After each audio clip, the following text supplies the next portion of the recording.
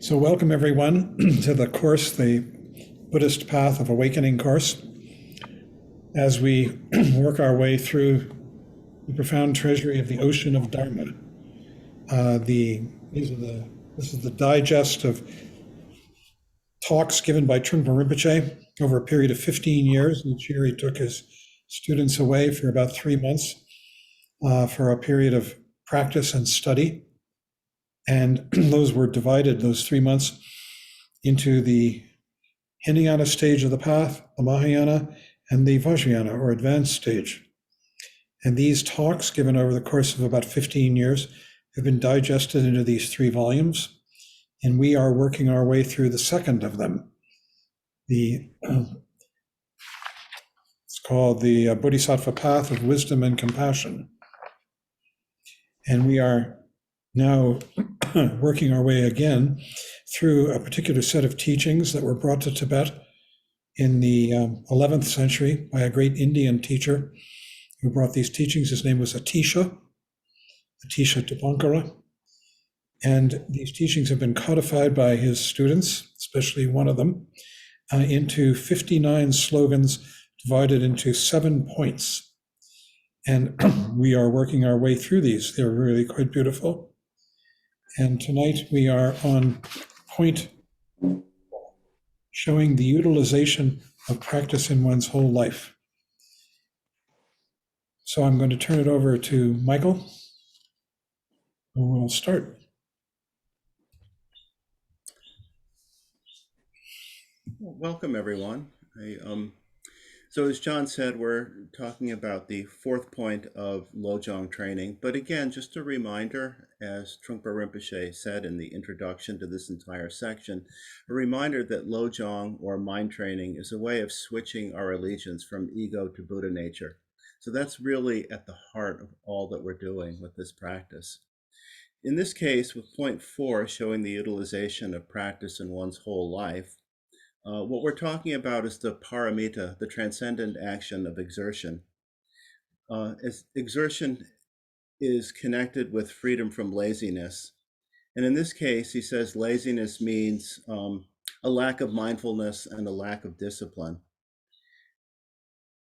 When our mind is mixed with Dharma and we become a Dharmic person, the connection has already been made so that we have no problem with laziness. And that he says that exertion comes from developing joy and appreciation for what we're doing. And he compares it to the kind of enthusiasm we might have when we're going on a trip or a vacation to some place that we're excited to go. And that whatever effort, whatever tasks we have to undertake, we do so willingly and joyfully in excitement and preparation for the trip. He says without exertion, we can't journey on the path, and that we do need to push ourselves step by step. He says that we will experience resistance, but that resistance could be quelled by ceasing to dwell on the entertainment of our subconscious gossip and discursive thoughts and emotions. So a big part of this is really coming to see that the Dharma is our life. And I actually think he says this very well in one of the chapters in the previous book that we read. So I actually want to read just a piece from The Path of Individual Liberation that we previously studied. And what he says is the reason that we might find it difficult to practice and to put into effect whatever we've learned and studied is not because we're stupid and unable to comprehend. It's not that we're lazy, slow, or pleasure-oriented. None of these reasons apply. The only reason we're not able to relate with the teachings is that we're unable to identify with them as personal experience. If you're able to identify with the teachings as personal experience, your intellect naturally flows out, and your meditation experience and awareness flow out as well. Energy and joy and practice flow out because there's devotion to the path, which has become an integral part of your existence. In order to create an effective marriage, a couple has to develop love for each other. Similarly, you need to personalize the teachings in order to unite with them and bring them into your system, into your whole being. The teachings are based on personal experience, personally applied to individuals, rather than on theoretical speculation or metaphysics. When we identify with the teachings as personal experience, there is well-being and ultimate security. The teachings are alive and they apply to your day-to-day living. So I keep that in mind because when I, in my life, don't necessarily experience great joy, I have to look at why that is and what's going on. And usually it's exactly what he says, that I'm not actually looking at my own life and thinking about what I've learned in relation to the Buddhist teachings.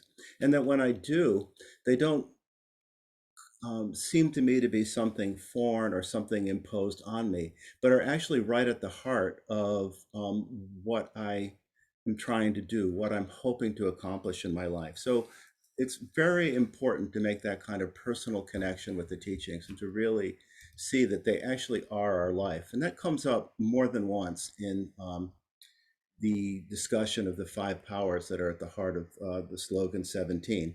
So that is practice, slogan 17, practice the five strengths, or as Trolleg Rinpoche calls them, the five powers, practice the five powers.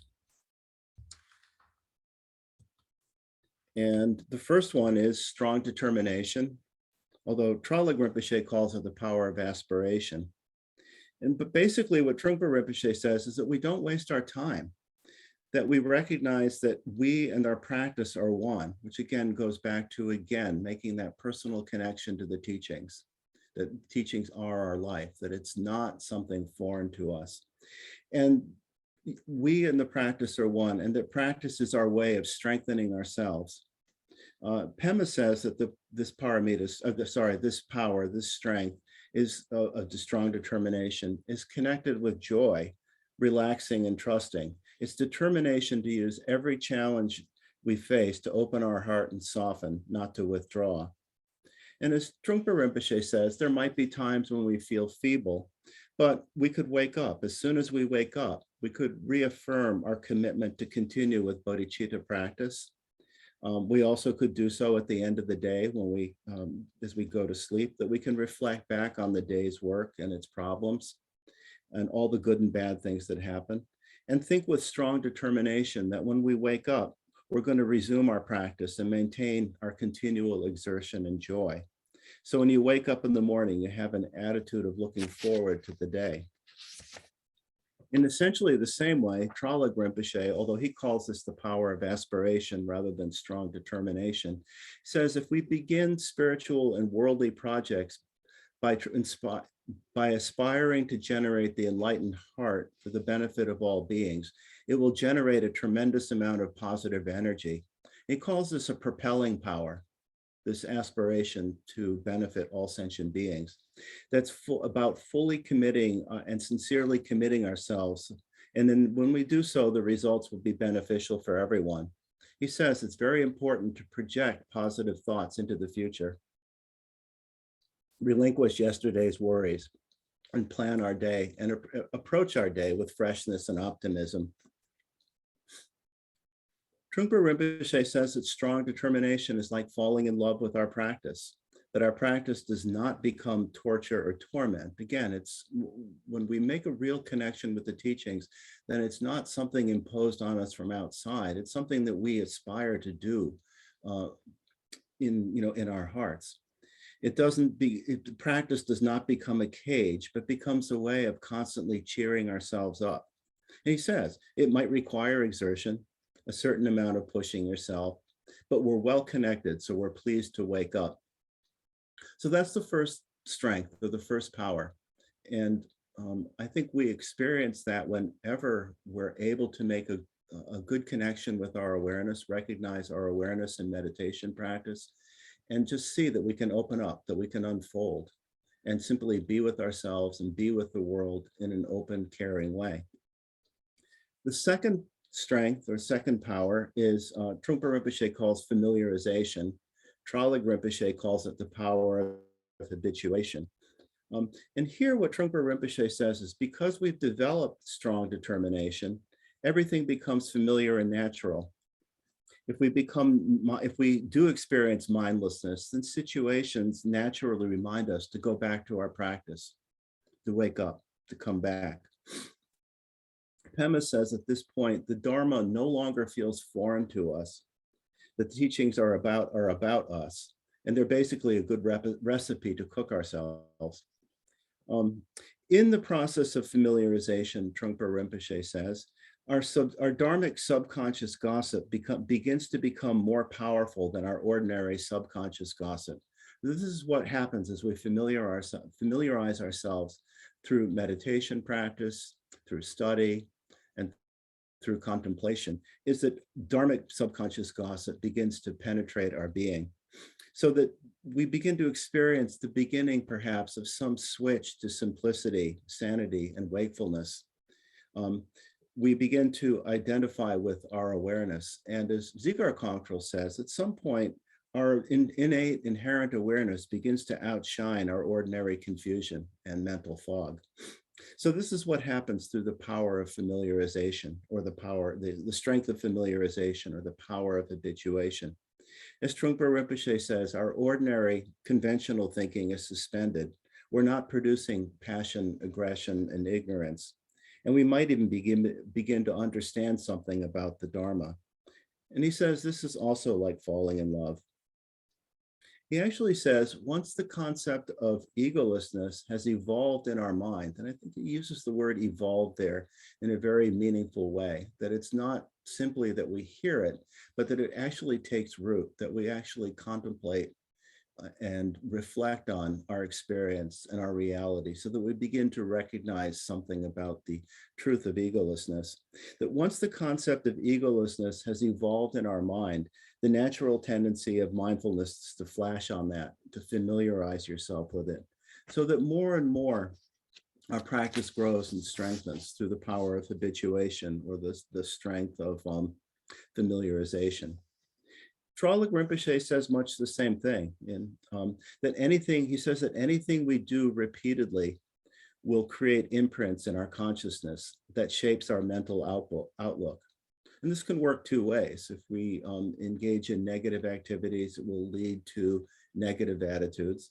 But if we work to foster positive attitudes and positive outlook, it will create imprints that lead us in a positive direction. He says most habits are only eliminated over time. The power of habituation, or familiarization, means we must familiarize ourselves with new ways of behaving. He says we approach habits indirectly. He's talking about overcoming negative habits here, or as Trungpa Rinpoche says, our ordinary subconscious gossip. We approach habits indirectly by putting energy into activities that act as an antidote. So if we think about some of the things we've studied, that's exactly what we're doing. Even a slogan such as drive all blames into one is an antidote to our normal habitual ways of thinking, or just learning to put others before ourselves, as we talked about earlier. All of these, and so much of what the Mahayana teachings involve, antidotes to our ordinary ego clinging, and we practice these. He says it's important to start with something small and manageable and then extend our capacity. He said we must apply this power throughout the course of our lives so that we're perpetually open to learning new ways of doing things. So with familiarization, we no longer regard the Dharma as a foreign entity. It becomes a household thought, like a household activity. The Dharma has become natural, and we've learned to live with this means we learn to live with our sanity. And as Rinpoche says, this may be hard in the beginning, but once we realize that our sanity is a part of our being, there should not be any problem. So with this, just for a moment, reflect back on all that we've studied in this text, especially the beginning of this book, where we read chapters on awakening the heart, on Buddha nature, on preparing the ground, chapters entitled Glimpses of Wakefulness, Enlightened Genes, Awakening Our Enlightened Genes, Cutting Ego Fixation, Indestructible Wakefulness. What we're talking about here is becoming so familiar with who we are that we come to recognize that, in fact, Buddha nature is inherent in us, that our basic goodness is what we basically are. And the more that we're able to recognize this, the more that we're able to recognize and rest in our bodhicitta, the easier all of these practices become. though it may take some effort in the beginning because of our habituation to our conventional ego ways of thinking. So he says we might want to take a break, but as our strength becomes more powerful, our wickedness and insanity is transformed into mindfulness and realization. Through the strength of familiarization, wickedness is transformed into wakefulness. The third strength or power, following Tralug Rinpoche, is the seed of virtue, or what Tralug Rinpoche calls the power of planting white seeds. And here, Trungpa Rinpoche says that virtue means that our body, speech, and mind are all dedicated to propagating bodhicitta in ourselves. We no longer want to take a rest from our wakefulness. We don't feel that we've had enough of it. And Tralug Rinpoche says, in terms of the power of planting white seeds, that it's necessary to reorient our minds to a more positive outlook, which is another way of, as Trungpa Rinpoche said, propagating bodhicitta. If we're going to affect real change in our mental habits, our delusions will be rescinded if we plant positive seeds of awareness, thoughtfulness, conscientiousness, caring, and energy. We plant white seeds by observing our thoughts and emotions, as well as paying attention to how we speak and how we use our bodies, continually asking ourselves if the gates of our body, speech, and thoughts are beneficial to others.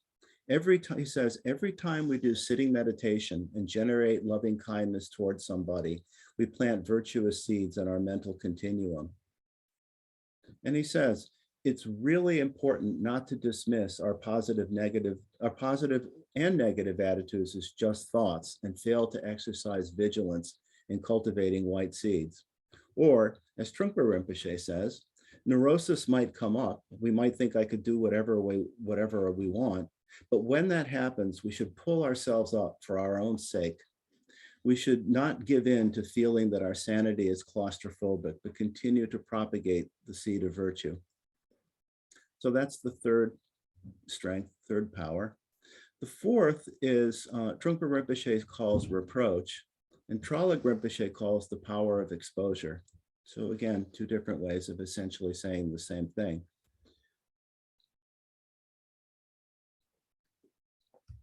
Trungpa Rinpoche says that this is based on reproaching ego. He says you actually literally speak to yourself. You say to yourself, you've created tremendous trouble for me, and I don't like you. If you ever wanted to talk to yourself, you should talk in this way. So sometimes talking to yourself is highly recommended and very helpful. Pema makes an additional point here that this can sometimes be problematic, slightly problematic, as we often don't distinguish who we think we are from our ego. So I think we talked about this also a little bit when we discussed some of the previous slogans in driving all blames into one, that ultimately when we're driving all blames into one, we're driving all blames into ego, to our attachment to ego, not to who we fundamentally are.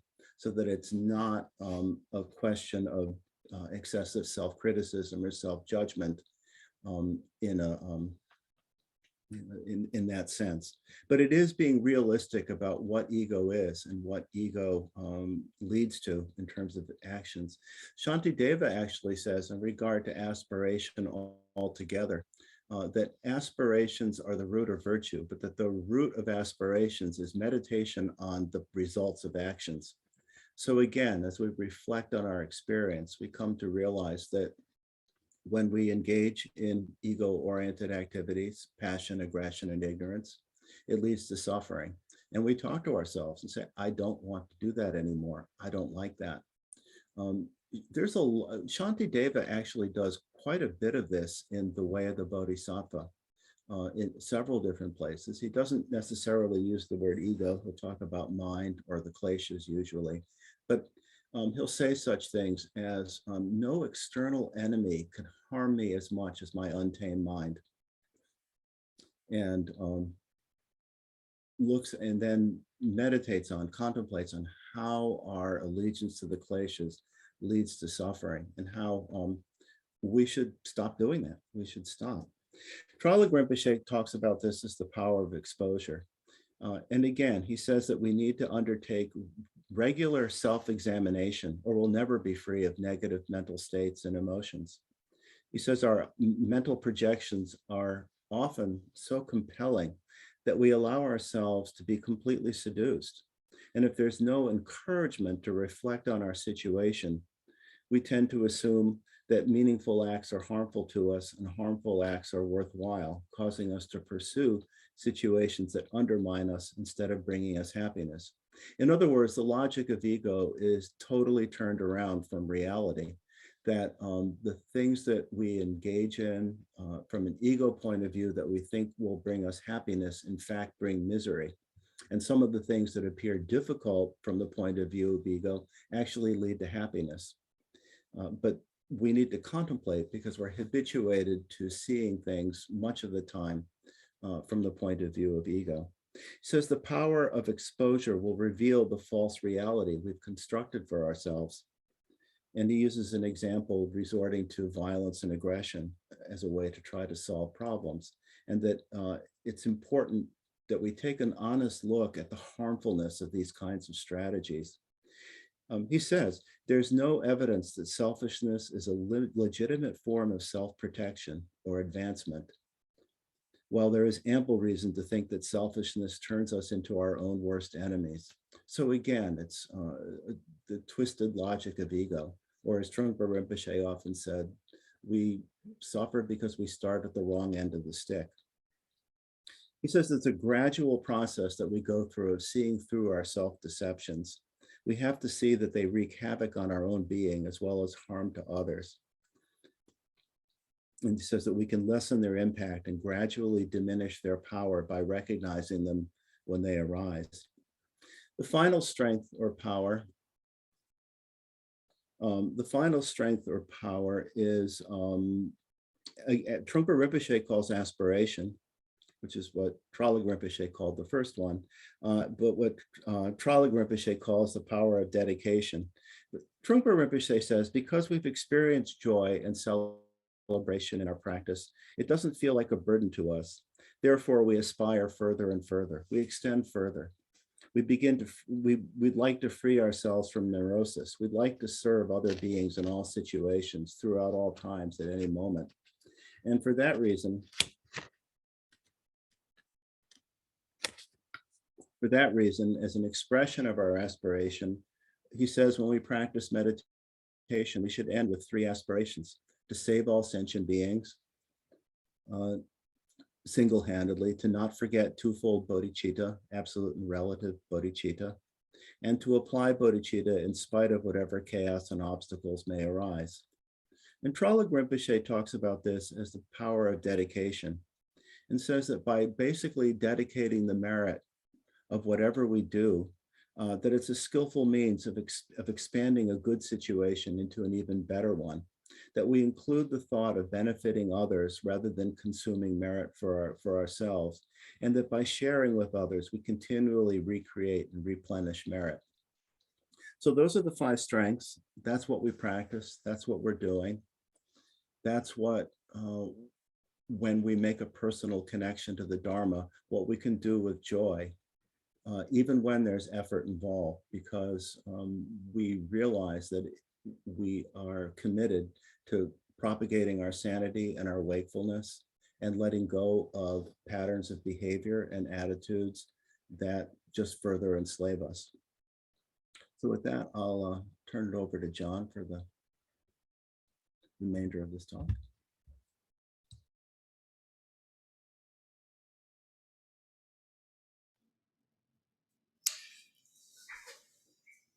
Hello, everybody. This brings us to slogan 18. The Mahayana instructions for how to die is the 5 strengths. Another version of this slogan reads, the Mahayana instruction for the ejection of consciousness at death is the 5 strengths. How you conduct yourself is important.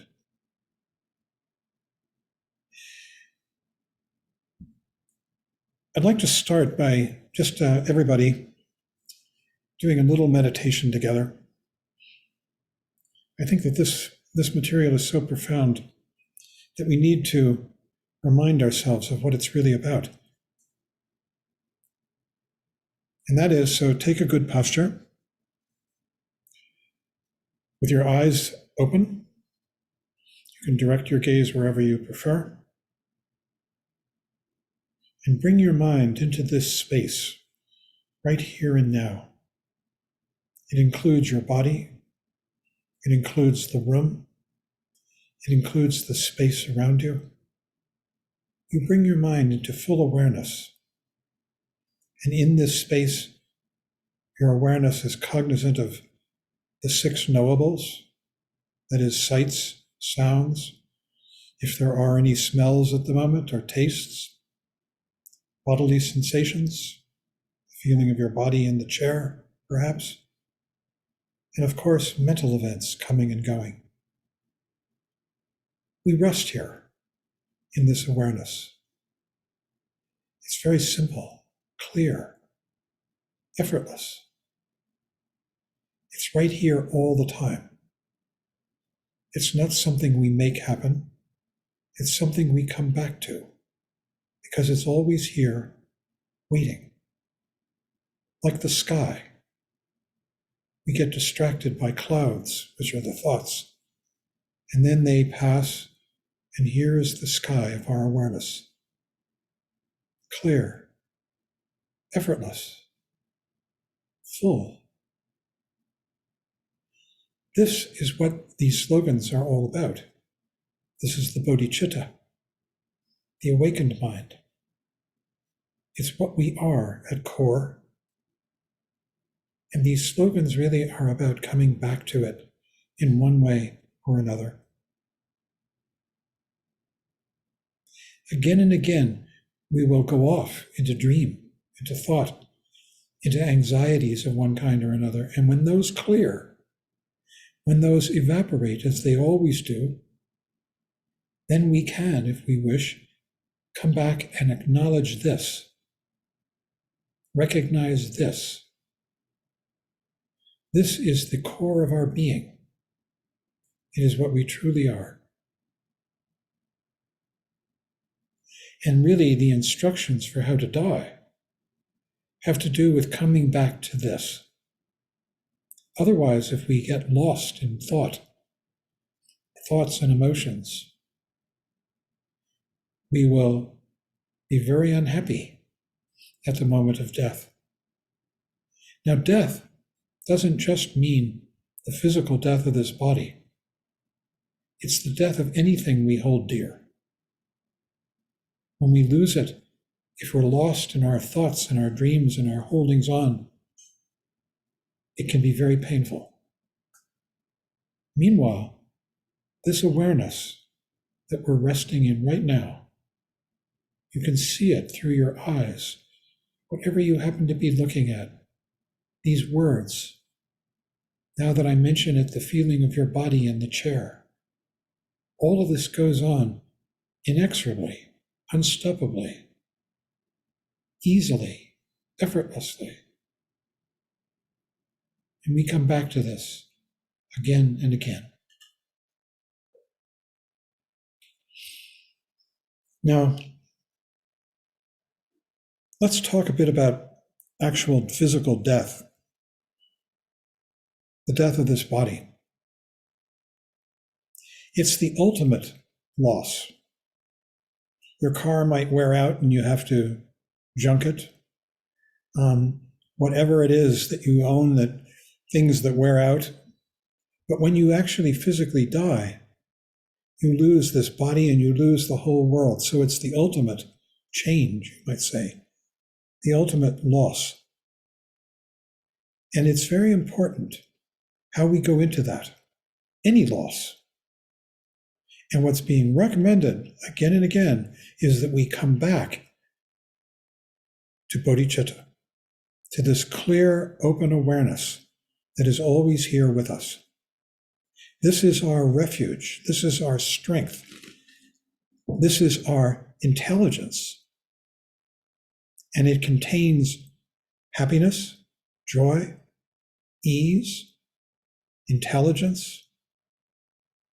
Whereas if we get lost in thought, ego, we will experience fear, suffering, pain, the pain of loss, just as we do in life. He says, we need to learn how to make friends with our death. And this is done through the application of the 5 strengths. Usually we try to ignore death, physical death, the death of anything that we hold dear.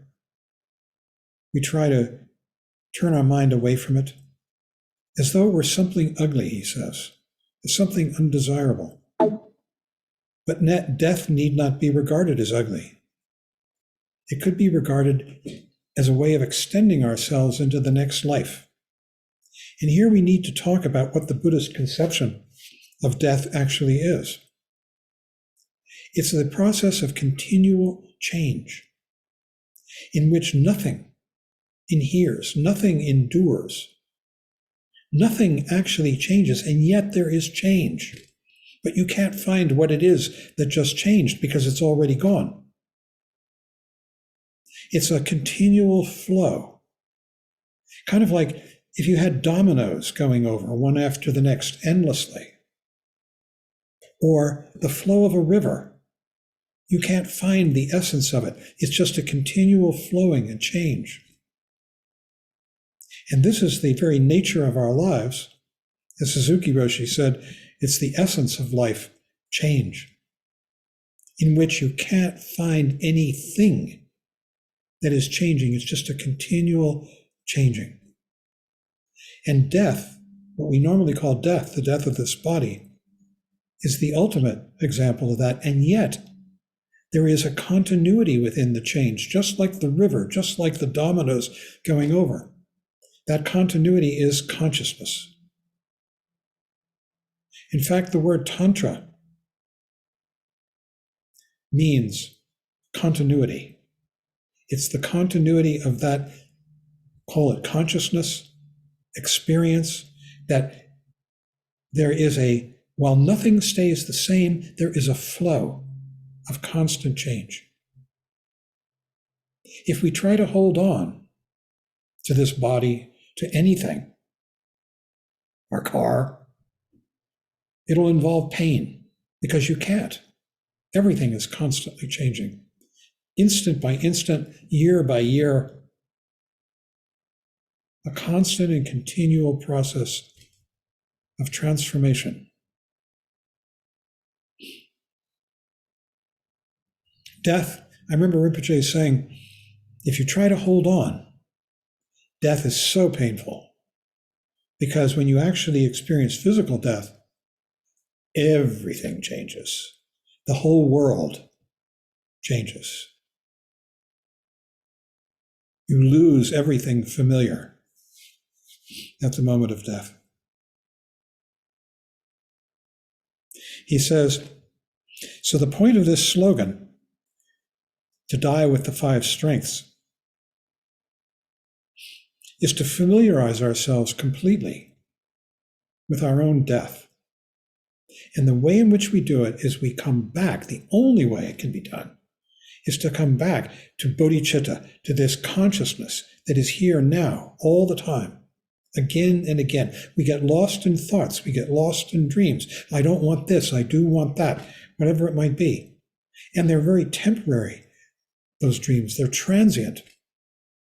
And when they dissolve, here we are, right here. This is the refuge. This is what we rely on. This is the awakened mind, bodhicitta. And what these slogans are all about is learning how to rest in bodhicitta, to shift our loyalty from anxious, fearful thought, and all thought, no matter how subtly, is anxious and fearful. To shift our loyalty from that to this constant awareness in which nothing stays the same, and yet the awareness continues. This is what we have to rely on. This is bodhicitta. And it contains joy because there's freedom in it, because there's tremendous appreciation for the vividness of all of this phenomenal world that arises and passes in the moment. And it involves a constant coming back to awareness in the moment from dream. We'll lapse off into dream because we're confused beings and we have this habit. And then, as the slogans say, we'll remember and we come back. He says, this is an interesting point. It's helpful to realize that the moment of death is the same as or similar to the moment of orgasm. Now, what that's a reference to is that there are different ways to wake up from dream. We're dreaming, we're dreaming, we're dreaming. Something is going to occasion a waking up. And there supposedly are 5 different occasions, classic occasions, that can wake you up before you've really developed the habit of resting in awakened mind. And what the 5 are, and I can't remember, there's one I can't remember, I'm sorry. But so I'll give you 4 of them.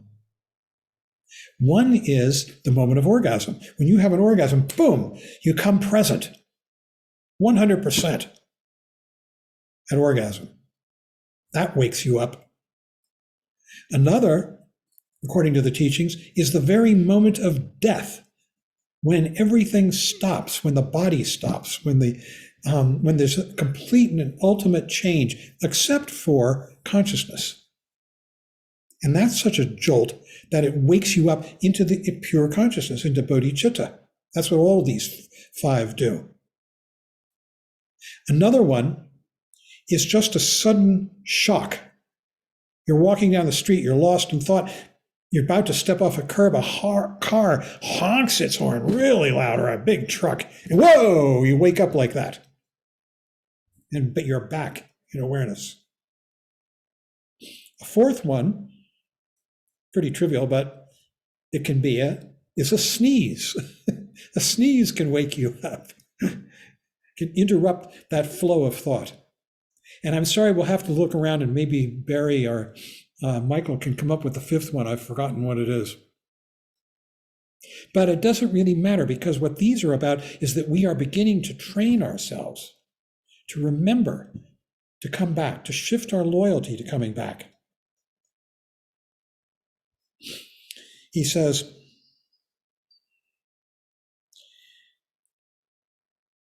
death is not necessarily a final negation.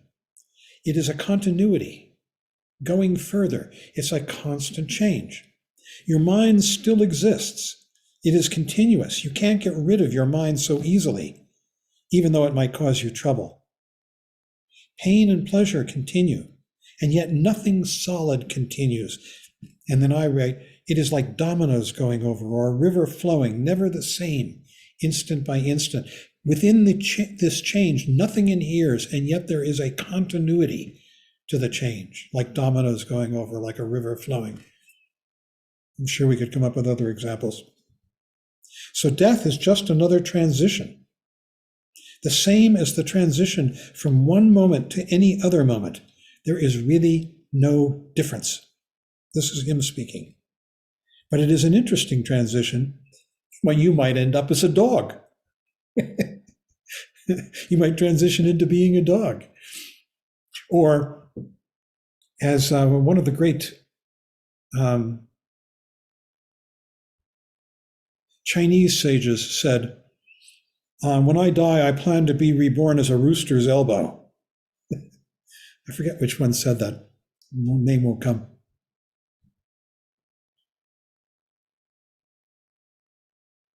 He says, you should prepare for death by imagining that you are dying and reflecting on that. It would be like rehearsing a trip to go to Europe. So you just sort of plan out, you imagine what it's going to be like to go to Europe while you plan out your death. The Dalai Lama, At some point, we've done this before at the Westchester Buddhist Center, and we'll do it again here. Go through the death teachings, sort of the stages of death and what happens. The Dalai Lama used to say, I don't know if he's still doing it, that he would meditate or he would contemplate these stages because he wanted to be prepared for when it actually happened. He didn't want to be surprised. So he would go through the descriptions of what actually happens in the moment of, or at the timing of death. Because there is a process of dying as your body shuts down, and then as your mind shuts down, leading up to that final moment when everything is shut down. Boom. Actually, in the Buddhist teachings, physical death is not the complete death. The mind has to stop. And there's a description of that happening.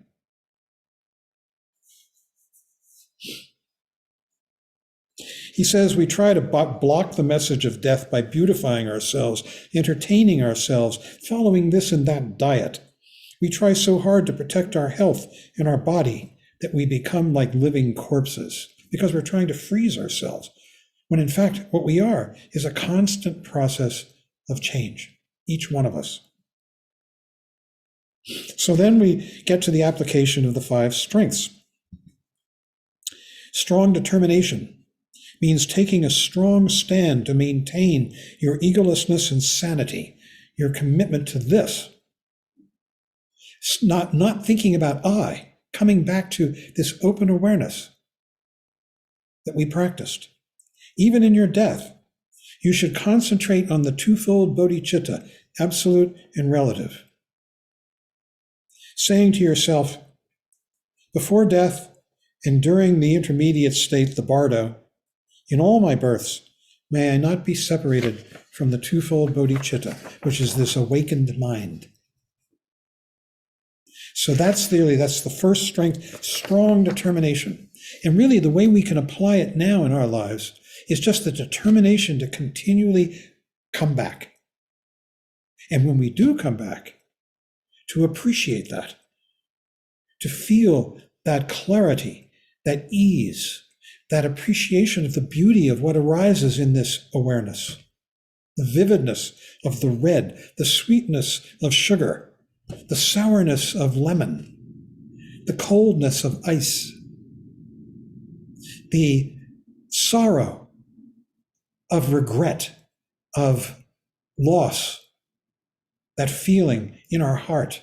Instead of complaining about it, wanting it to be different, we feel it.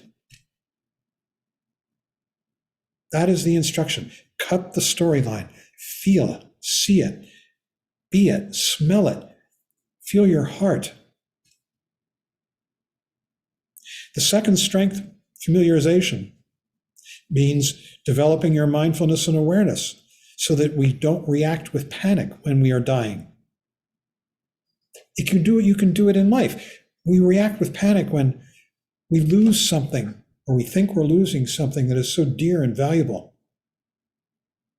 Familiarization means that whenever that begins to happen, we remind ourselves, we come back, and we're not denying the loss or the change. In fact, we're embracing it.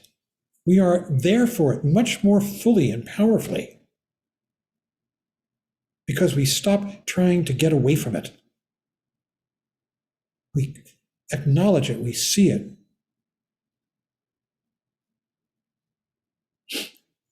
The seed of virtue means overcoming your attachment to your belongings when you face death, which is saying the same thing again. You don't take a break from this awareness. When we take a break from this awareness, then we start trying to hold on to things, trying to hold on to this situation or this possession or that possession. And it's so painful because we can't. Ultimately, everything goes. But what we can come back to and rely on is this easy, open, clear awareness, this bodhicitta. Awake. It is the core of who we are. And this is the practice. Reproach is about realizing that this ego does not actually exist. So you could ask, what am I afraid of anyway? Go away, ego. Ego is the constant voice that says, I am, I want to stay am. I don't want to give up anything. I don't want to lose anything. I. And then we let it go. And when we let it go, here we are, right now. We come back to being awake, aware in this present moment. That is the practice again and again. And that's the practice of reproach. And then with aspiration, you realize that you have tremendous strength in this awareness, and you desire to save all sentient beings, to help them, everybody, to participate in it, and to continue to open yourself up so you have nothing to regret when you die.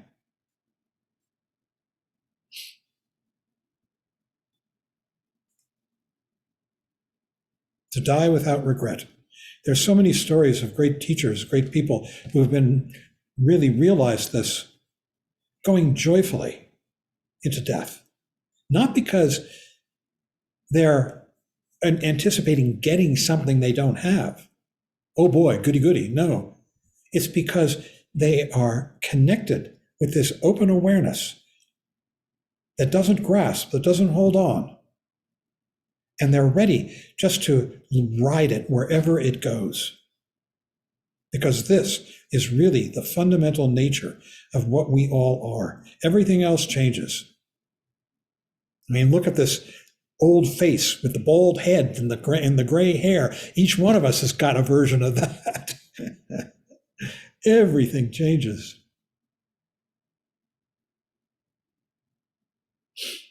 And then he says, when you are dying, if possible, you should practice the 7 Mahayana exercises or have someone else do it for you. If you cannot do it, you should make this aspiration. Through all my lives, may I practice the precious bodhicitta. May I meet a guru who will teach me. May the 3 jewels bless me so that I may do that, the Buddha, the Dharma, and the Sangha. So the key instruction at death, on death, is to try to rest your mind in the nature of ultimate bodhicitta. You should rest your mind in the nature of alaya and continue in that way with every breath you take until you are actually dead. I remember him saying, at some point on the path, for each one of us, all your thoughts will become thoughts about the Dharma. There'll be constant remembering to let go of fear and confusion and just come back to this innate awareness that is here all the time. I'm going to read to you the 7 Mahayana exercises, as they're called. This is a rather tantric version. It just happens to be what I've got. And I'm going to send it out with the next email as well so that you can have it on your computer. This one is just, a bit tantric, but we'll do it anyhow because it's still the 7. To the guru who has perfected the 4 visions. The 4 visions are a very advanced state of resting in bodhicitta. Basically, that's what that means, though. Who has perfected resting in awakened mind. 1, I pay homage beyond meeting and parting. And the way we do that is by making prostrations, bowing down onto the floor. 2, I present offering clouds of pure prana mind. This is the bodhicitta. You're presenting offering clouds of bodhicitta, clear, awakened mind. These are offerings. That's the second one. So the first is prostrations, the second is offerings. And in the ultimate, in the purest form of this offering, you're offering bodhicitta. 3, I confess negativities and downfalls within the unconditioned nature. This is confession, acknowledging that you keep falling away from this into doubt, into fear, into self-centeredness, which is pain. 4, And I rejoice without clinging to duality. This is rejoicing in virtue, the virtue of others. And you rejoice that others, like the teacher and your fellow students, can come back to bodhicitta. I beseech you, speaking to the teacher, to turn the wheel of the inexpressible Dharma. So you're asking for the teacher to teach, constantly to remind you to do this. That's 5. 6, and to remain as the sublime perfect nature. And this is sometimes called not passing into nirvana. That means remaining here now as part of this world. And 7, I dedicate all accumulated virtue in clear light basic space. This is dedicating the merit of your practice for the benefit of all sentient beings. You're not holding on to anything. You're letting go into this space of bodhicitta. So these are the 5 powers and how to die. But we can practice them, as Michael said, right now. Strong determination. You recognize that you're determined to continue to remember, to come back to this awareness. Familiarization, that the second power, that you become familiar more and more with this, and it becomes more and more beautiful and powerful and something you want to do. And then the third one, the seed of virtue. You don't take a break as much as you can. You have tremendous yearning for bodhicitta all the time, so you no longer want to take a rest from your wakefulness. And then the fourth one, reproach. Get away, ego. You bum. And the fifth one, aspiration. When you practice meditation, you should end each session with 3 aspirations. 1, to save all sentient beings by yourself, single-handedly. Not to forget the twofold bodhicitta, this awakening mind. It's pure, it's open, it's clear, and it applies to everything we do. That's the twofold. Even in your dreams, it says. Wow. And to apply bodhicitta in spite of this is 3, what chaos and obstacles may arise. That's the aspiration. So really, the point, again and again, is to come back to this clear, effortless awareness. It's here all the time. It's in everything you see, this image on the computer screen, the sound of a voice, the feeling of your bottom on the chair, everything. The taste of that dinner that you just ate or will eat, the smell, and of course the thoughts as they come and go when we see them. So we could stop here for tonight and have a discussion.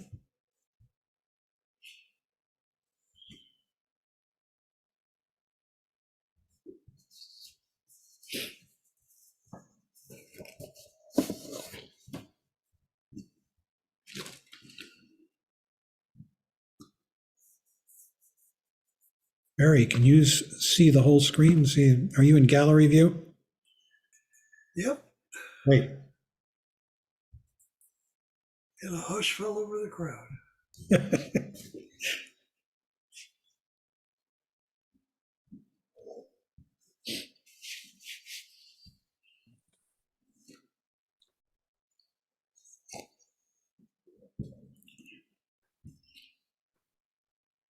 There was a question in chat about ignorance. And so just to really actually ignorance is an interesting topic, but basically when we assume that we have a self, an ego, there are really only 3 ways we can relate to other. One is passion, where we try to take in the things that we think are positive or pleasurable. Aggression, where we try to push away anything that's undesirable. And ignorance, where we essentially ignore all the rest. It's sometimes called delusion because there are levels of ignorance, including very fundamental ignorance, where we take on a belief in ego to begin with. But that's essentially what ignorance is. We're ignorant when we become mindless. We're ignorant when we don't pay attention to things. A lot of ways we can actually express ignorance, and that it can create problems for us. I think Jane started to raise her hand.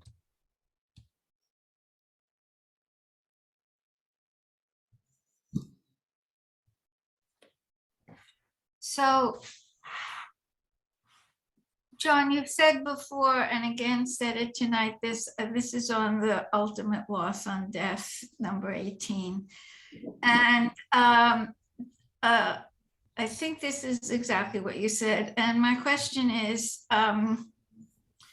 how does Trungpa or any of the folks who are telling us exactly what happens and that we lose everything at the moment of death? I mean, what is that based on? What is the thinking and the statement and the teaching based on?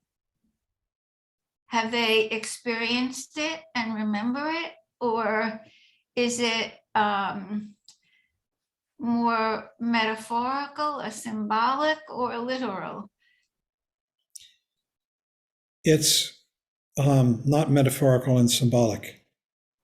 And this is what we're told, that teachers, that people, when you begin to shift your loyalty from the thought of I and everything that constellates around that, I want, I fear, I hope, I ignore the three poisons, right, that Michael was just talking about. Mm-hmm. That then ultimately you can begin to see truly how death works. And that death is really just the constant change. We're experiencing it right now. As these words are born and die, as this moment is born and dies, as this class is born and dies, it happens continually, in large and in small, throughout our lives. Physical death is just perhaps the grossest example of that. And yet there is continuity. Change happens and something goes on. It's the continuity of consciousness. Nothing inheres. You can't find it. And yet there's this, it's like the flow of a river, or the flow of dominoes is one I made up. But I mean, I'm sure there are better ones, better examples, better ways of putting it. And yes, there are great teachers who have gone beyond death. And that's what these teachings are saying. When they talk about at the end there, I read those 7 Mahayana exercises. This is something that you might chant at the beginning of a practice. And there are different, slightly different versions of it. They all involve, the 7 are homage, offerings, confession, rejoicing, asking the teacher to teach, asking to remain, not to pass away, but to continue teaching, and dedicating the virtue. Those are the 7. And I forget what I was going to say. But there are teachers who definitely, like Padmasambhava, have passed beyond birth and death, and so understand it completely. Mm-hmm. There are many, many. Trungpa Rinpoche felt Suzuki Roshi was doing it when he died. Mm-hmm. And, when I've repeated this story, he came back and people asked him, how's Roshi doing? Roshi was dying of stomach cancer in the hospital. Mm-hmm. And Rinpoche said he's dying like a true Buddhist. Mm-hmm. And someone asked, what does that mean? Mm-hmm. And he said, he's curious about his own death. Mm-hmm. Fearless. just going into it with curiosity, openness. That's one of the essences of bodhicitta, awakened mind, is curiosity. In fact, prajna, this ability to see things non-dually in the Mahayana, Trungpa Rinpoche said in the Vajrayana, that becomes curiosity, a constant interest in the world, the phenomenal world, as it arises and passes away. And they talk about great teachers that as they lose their ego, they become a constant play. And by play, it means like a child plays, that the individual is play. And what the play is constant involvement with whatever the phenomenal world happens to be, arising and passing. So can one say at that moment or in that passing, makes more sense out of using the word passing, we're most alive? Absolutely. It's beyond even being alive. Okay. Yeah. When we try to hold on to ourselves, it's like a death. That's why he said you become a corpse. You try to beautify yourself. You try to make yourself, hide the wrinkles and, extend your life by taking vitamins. And he said you become a living corpse, trying to hold on to life, stave off death. But yeah, coming into bodhicitta, it's the ultimate life. Thank you. Yeah, thank you. That was terrific. This is so deep, isn't it? We've really, yeah, ultimate questions. And yet it's so mundane. It's right here, right now, in our lives, in this black scarf you've got around your neck, in these words that come out of our mouths. We can really fall in love with life, with the beauty of these moments. And it involves appreciating death too. Constant change.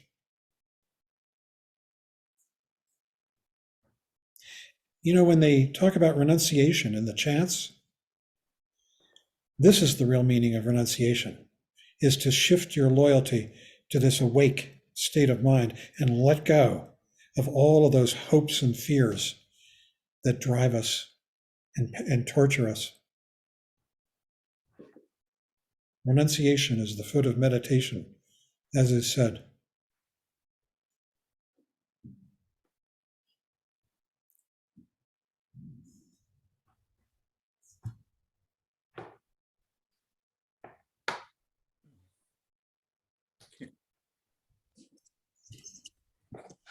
So looks like Miriam raised her hand and also Kim.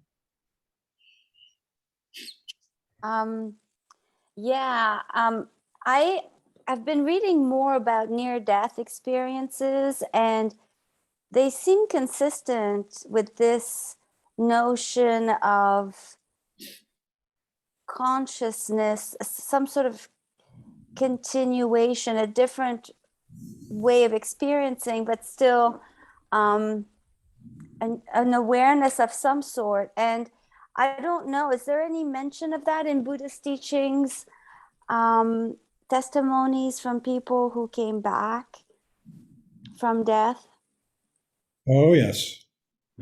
Oh, yes. There's a body of literature from people who have died and come back. Somebody, do you remember what that's called, that person? There's a You name. mean the researcher who's done tons of studies with these? No. I'm talking about in the Tibetan Buddhist tradition. Oh, no, I wouldn't know. There are accounts by people who have died and gone over into death and then come back to life.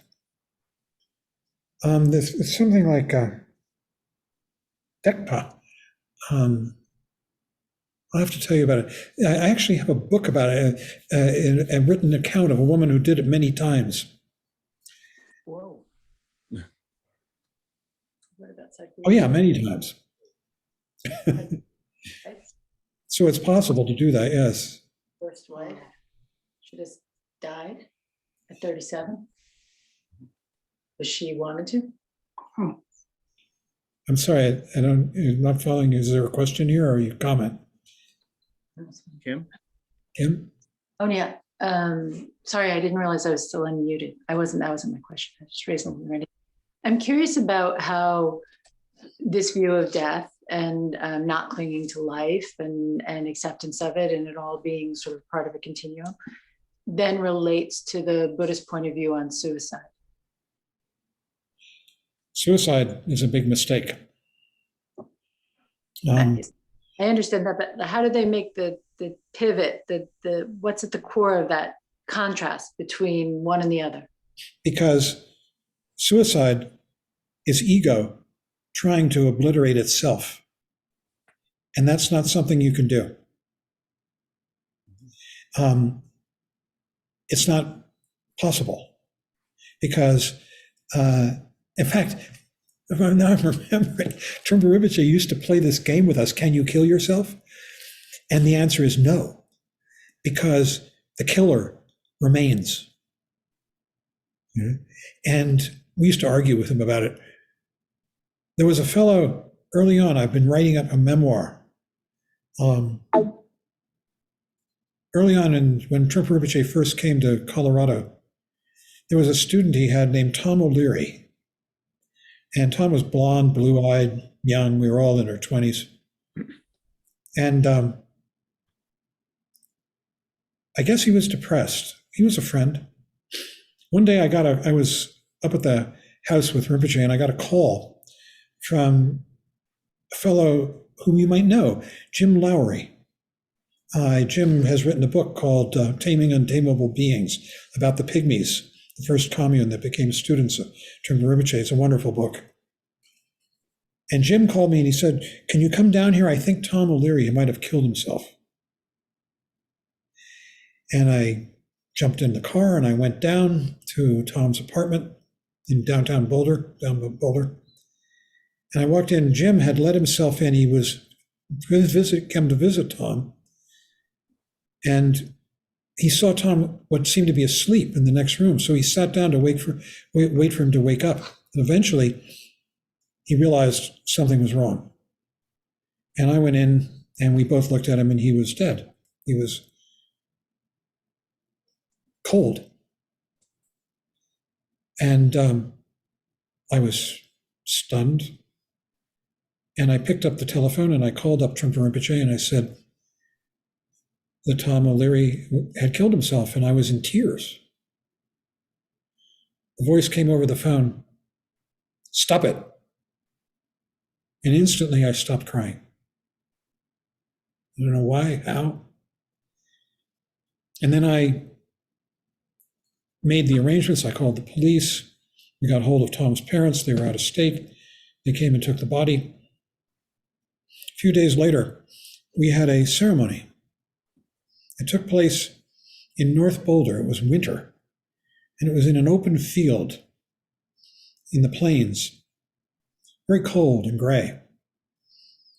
And somebody lit a fire in an oil drum that was sitting there, an empty oil drum. And all I remember of that was Rinpoche's first words. He said, right about now, Tom is discovering that he didn't get out of anything. That stayed with me for 50 years. It just continues. And if you're involved with ego, that will continue.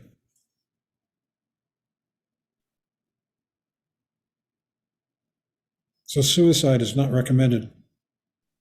In fact, suicide is regarded as the most heinous crime because you can murder one person or a group of people, but when you kill yourself, you're rejecting the world. And that's why in Buddhism it's the most heinous of all crimes. Okay, thank you. You're welcome. It's a rejection of your basic goodness. It's and it's the loss of this precious human birth.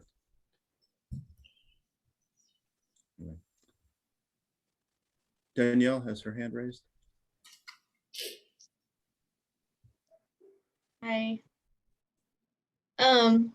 For me, I think the letting go of my loved ones at death would be the hardest part. And so I'm wondering, do you know how in like some movies or stories, like people meet up again in different roles in a life? And I was wondering if that's part of Buddhism or that's not. It's just everybody goes their own separate ways after you die and stuff. So that's what I was wondering, if souls stay connected, or not souls because there's no souls, but meeting Rebirth. up. Yeah. Or if it's just, you go your own way, and the other person goes their own way. I'm absorbed in this memoir. So I'll tell you another thing from it. Early on, we had this cabin that had been given to Trungpa Rinpoche. People figured, Tibetan Lama grew up at 12,000 feet, 14,000 feet. They rented a cabin up in Gunung Mas, up in what's it called? Way up high, 8,500 feet. Gunung Mas. Gunung Mas. What was it? What hill? What hill are we calling it? Yeah. And people began to come. And one person who came was this beautiful young girl. Her name was Melody Papini. Melody got sick and went into the hospital unexpectedly, and instantly she died. She got hepatitis. And a few years later, my brother married a woman named Joyce Peterson, and they had a baby that they named Sabrina. Rinpoche said that Sabrina is Melody's rebirth. He said that a long time ago. I hope Steve doesn't mind me repeating that. Sabrina's very dear to me. She's my niece and his daughter. So this is what happens. We get reborn. We come back. And sometimes people can recognize rebirths. In fact, that's what Trungpa Rinpoche is. He's a recognized rebirth. He was the 11th Trungpa Tulku, and now the 12th is living in Tibet. These are rebirths, recognized.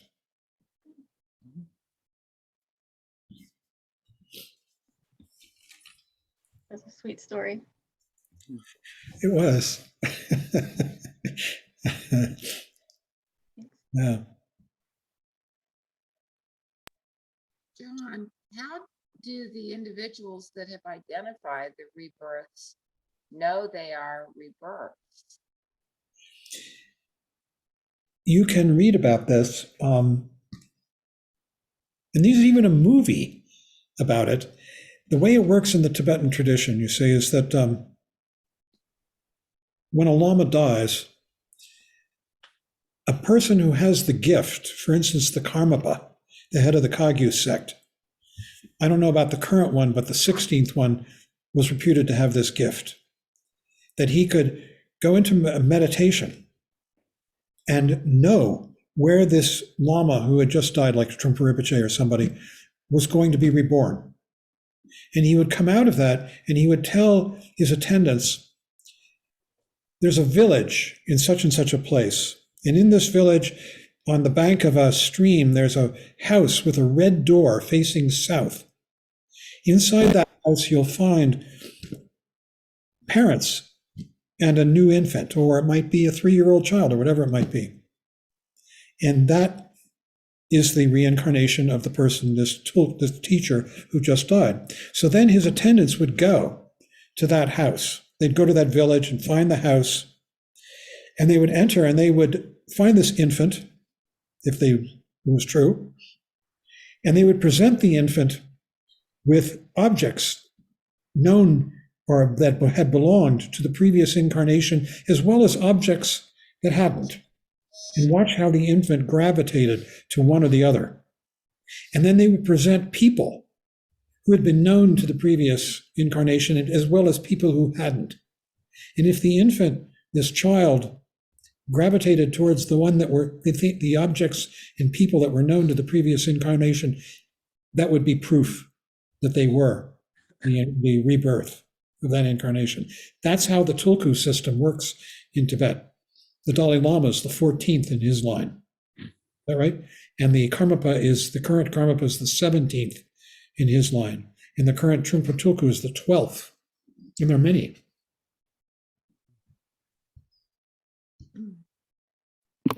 Robert has his hand.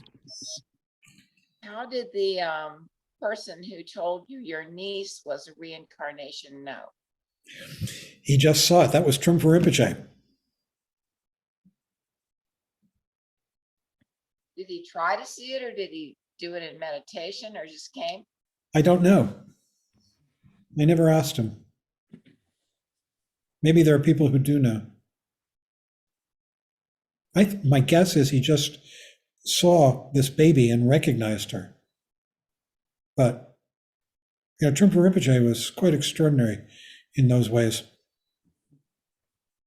There are other things that he did as well that were quite magical. He said he would come back as a Chinese businessman. No, Chinese scientist. No, a Japanese scientist. A scientist. Yeah. That's what he said. Mysterious. The Japanese scientist, yeah. So Robert had a question, I think. Yeah, thank you. So what do you think about, I'm thinking about making this very immediate, that every time I get lost in a dualistic dream, I'm dying.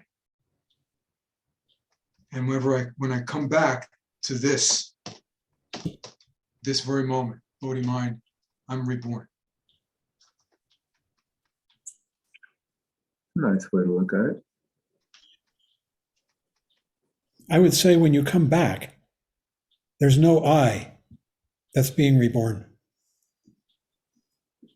It's No. just, It's when you're lost in dream that the I is reborn. so they go together. Yeah. Well, There was never an I to begin with.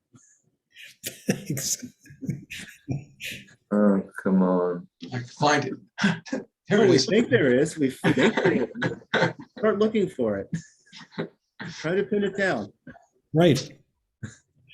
This is the beginning of discovering egolessness for all of us. That the I was a myth. It's not true. This is what Buddhism is teaching us, that we've been making a huge mistake. It's called that, mistake, error, trulpa in Tibetan.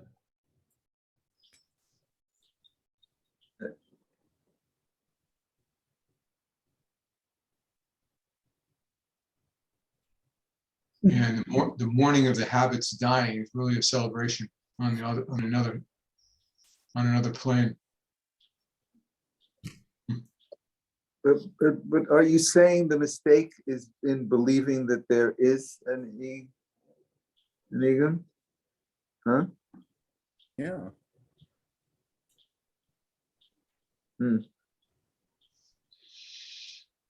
Big mistake. Mark, I think Mark has a question. Hi. I don't know. I find comfort in both science and Buddhism. Everything about us is miraculous, really. I mean, if you look at science, they I don't know, I forget what the law is. The law of, we all learned it in school. Matter can neither be created nor destroyed, but only changed.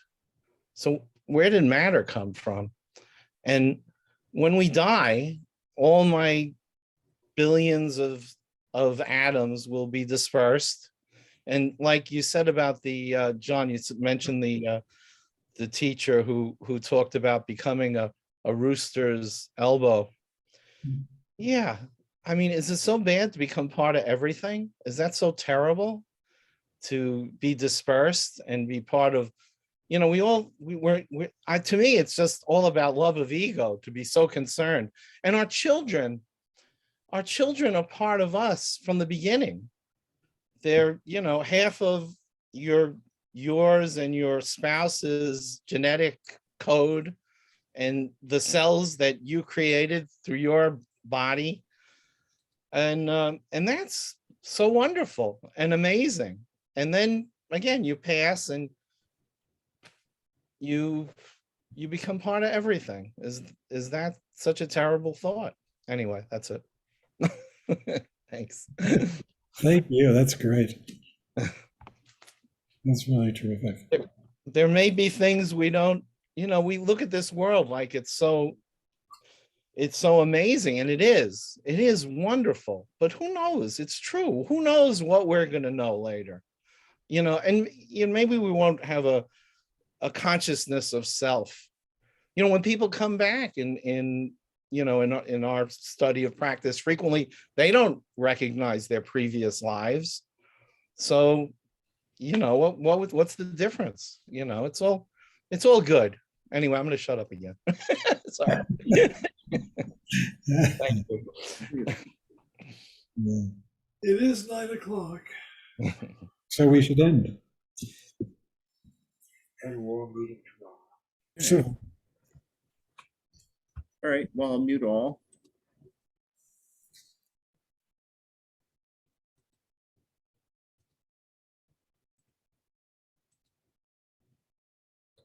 So we'll close with a prayer for peace and dedicating the merit of our practice for the benefit of all sentient beings. By the blessings of enlightened and compassionate ones, by the power of my positive actions of 3 times and my prayers of pure aspiration, may wars, conflicts, epidemics, and all other maladies dissolve in this world, and may the earth and all who live on this earth enjoy the abundance of well-being.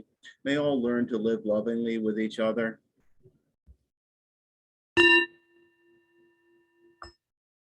By this merit, may all obtain omniscience. May it defeat the enemy wrongdoing from the stormy waves of birth, old age, sickness, and death. From the ocean of samsara, may I free all beings. By the confidence of the golden sun of the great east, may the lotus garden of the Rigdon's wisdom bloom. May the dark ignorance of sentient beings be dispelled. May all beings enjoy profound, brilliant glory.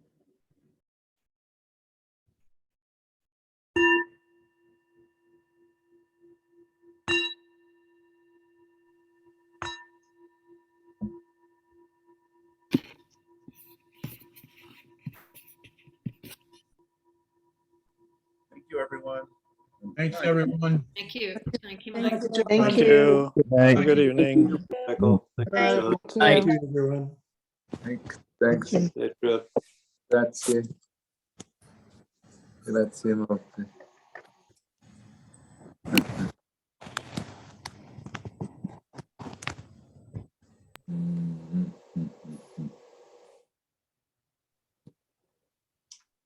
Good night. Thank you. Thank you. Thank you. John, did you ever read the Colin Wilson story? May I send it to you? Okay, You're muted. good night. Michael, Yes. listen, one comment about ignorance. Mhm. The word, as Terence in his question, Mhm. and he's referring to it as one of the 3 poisons. Right. It's actually the translation is often ignorance, but the term is not. It's a different word. Oh, really? Yeah, the word when you're talking about fundamental ignorance is avidya, or ma rikpa in Tibetan, which means not seeing, right? Vidya is to see, is a negation. But the word in the 3 poisons is moha. Mhm. And really, it refers to stupidity, indifference.